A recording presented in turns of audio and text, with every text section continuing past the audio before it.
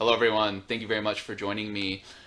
We have gained a lot of subscribers in the last few months on this channel, probably as many in the last few months as we have the last few years. So I want to thank you guys for, doing the likes and sharing the videos and commenting on the videos. You've kind of set the stage for those new people coming in and finding my material here, so thank you. If you are new, I want to let you know that I'm an Akashic Records practitioner. I offer a variety of different services based around opening and reading your Akashic Records to help you understand, your soul's path.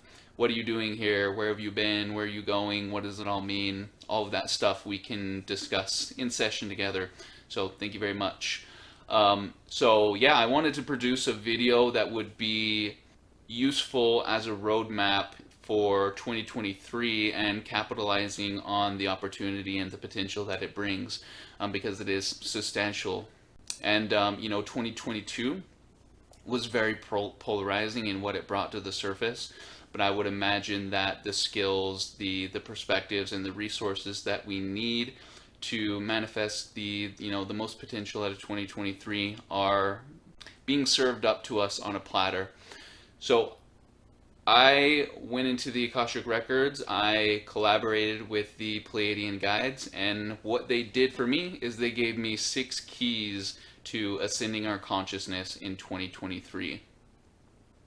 They gave me a 7th key, which is the biggest one, to put here on video. The other 6 keys you might find in an article I published earlier in the week, but we're going to break it down more in a more detailed way here on the video. Okay, so let's get into it.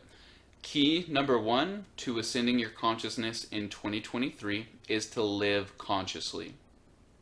And I feel like our lives sometimes can be so repetitive that we're almost lured into an unconscious state, and then we start participating in our reality unconsciously at the mercy of whatever the baseline settings of the reality are.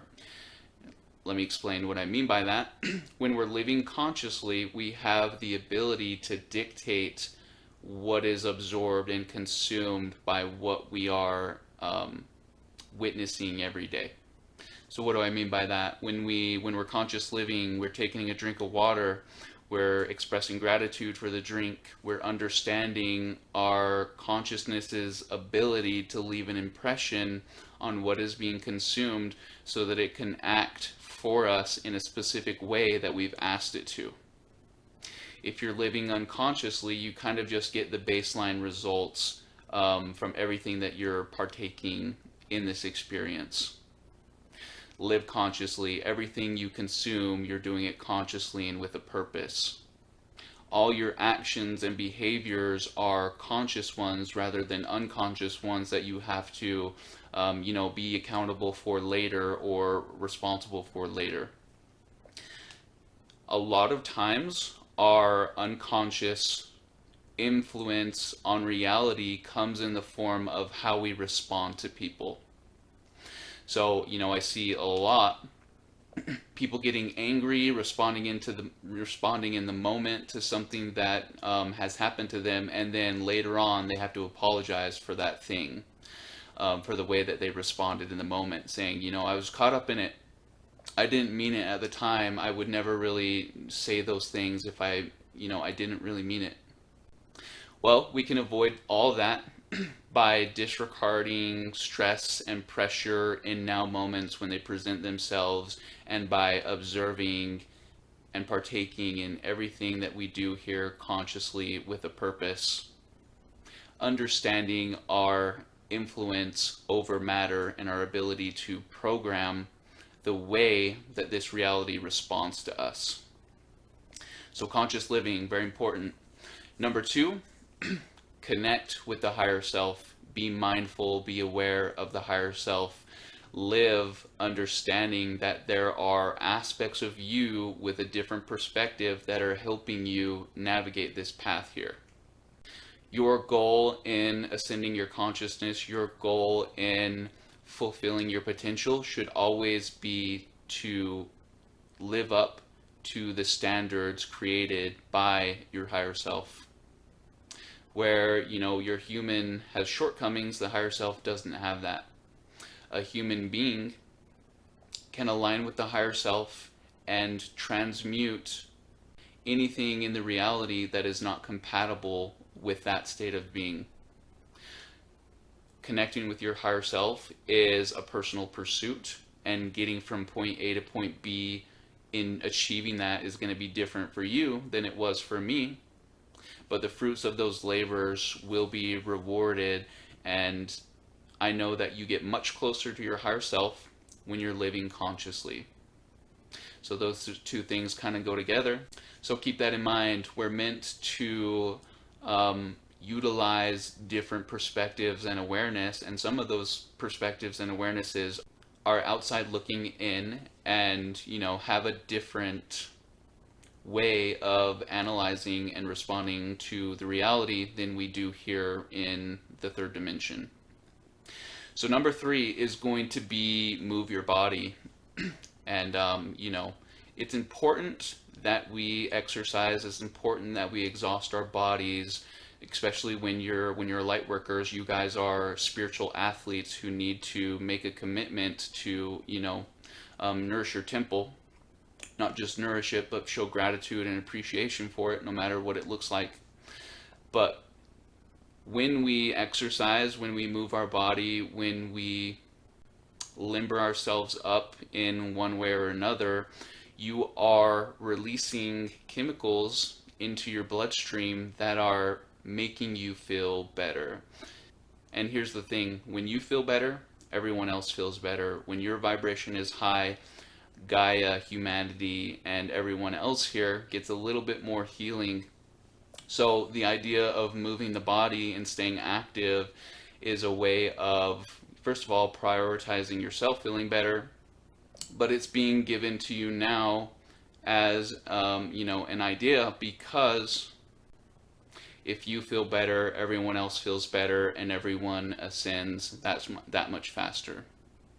So move your body either as a way of replenishing what you've expended before, or generating something new that was not there before. Number 4 is to express yourself authentically. And, sometimes in life, in order to fit in order to survive, we conform to other people's idea of who we are, what we should say, and how we can act. And for a light worker who, a lot of you are meant to overcome those things and put yourself out there and to deliver your message unfiltered, regardless of who's listening to it and what they think of it. But if we are censoring ourselves, if we are, devaluing ourselves, or if we are suppressing ourselves because someone we know isn't awake and might think critically of who we actually are, the way we think about things and the way we see things, that is a process that needs to be corrected. That's a circumstance that needs to be corrected, and 2023 is the best way to do that. Because those blocks in being able to express yourself authentically go further than just your physical, the actual manifestation of your physical expression, or your emotional expression, or the expression of your thoughts. If you are conforming to the vision of yourself that somebody else is holding, you're actually embedding that vision in yourself internally and creating new kind of choking points for your growth. So express yourself authentically. To hell with what anyone has to say about who you are, what you think, and the things that you do. And honestly, if you're worried about, negative feedback from loved ones, from family, from other people on social media, in my situation, the way I think and the way I do things is very different from, the family that I have. And I know that they love me and accept the work that I do, but I don't think they fully understand it. And I don't even think they're fully above judging me for what I do. but I'll let you know that none of that changes what I'm going to say on camera when it's time to say it. So if you are filtering yourself because of the ones that you live with or the ones that you know who might think differently of you, the world, humanity, and Gaia need your authentic self, and I hope 2023 is the year that you find the courage to do it, because your message is needed. So number 5 is to practice allowance, and this is something that can be heavily influenced by those in our environment as well, because sometimes, you know, we feel an emotion, but somebody else might disregard that emotion as being weakness. So what do? We bury it. We disregard it. We forget it was ever there. So understand that your soul, your guides, your higher selves, your team are sending things down the pipeline for you to feel, and sometimes they do that as a way of gauging how far you have separated yourself from the illusion of what you aren't. Practicing allowance requires you to observe what's coming through you without judging it. Practicing allowance requires you to look outwardly and see your own path and how things have unfolded without judging it. Understanding that there are those who have that higher perspective, who are working hard to bring those things into our attention. And sometimes they do that only to have it, you know, disregarded and dismantled by old habits, programs, and things that are still influencing us in one way or another. So don't judge yourself. Don't judge what the universe is showing you. Don't judge the circumstances the Creator has, put you in, because your skill set is being utilized. Your ability to hold light is in a place right now where it's the most effective. So you can see how allowance, or the lack of it, would be counterproductive for that process. So number 6, know your worth. And we know that light workers have a love-hate relationship with worth. Sometimes we've been, our most worthy expression of ourselves only to be, cut down in our prime.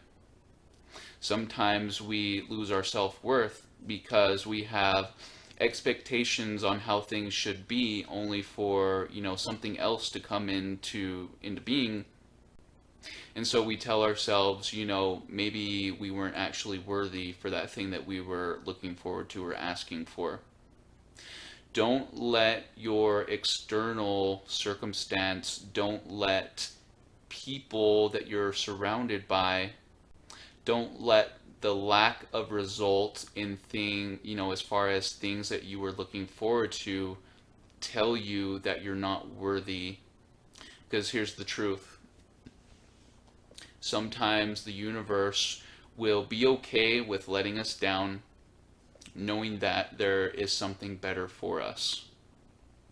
And the human will see the lack of manifestations, and you will determine for yourself, well, maybe I was not worthy to receive them. All the while not knowing that there is something better for you because of how worthy you are. And that the universe loved you enough to prevent you from attaching to something that would have taken you somewhere that was less than what you deserve. So know your worth. Know that the universe sees your worth too. And something that I repeat to myself over and over and over again that has gotten me through a lot of highs and lows, if not this, something better. We'll lose a job. We'll say the universe doesn't think I'm worthy of it, when really the universe is telling you there's something better. If not this, something better, because I'm worthy of something more. So hold on to your worth. Don't let anything take that away from you, because it really is the golden ticket for everything that you're going to do next. And number 7, this was the one that I was asked to hold on until, I actually recorded the video. And it's something that really breaks my heart when I'm out and about, observing reality, because it's just unfortunate. This is something, that's also easy for me because I have a 2-year-old, but going forward in 2023, you need to nourish your sense of wonder. If you've lost your sense of wonder, what you need to do is re-spark that flame so that you can experience this reality in the way that it was meant to. And I want to tell you an example of what I mean. And no judgment, because I know everyone's going through their stuff. This is just an observation. There are people in this December month full of a lot of snow who are seeing the snow and really irritated and frustrated by it. And then there's me, who sees the snow and I just light up like a child. I'm in awe of the beauty. All I want to do is be out there. All I want to do is pick up the snow and throw it and run around in it and just be in awe of the beauty of it. So why is it important to establish this kind of state of being in this life?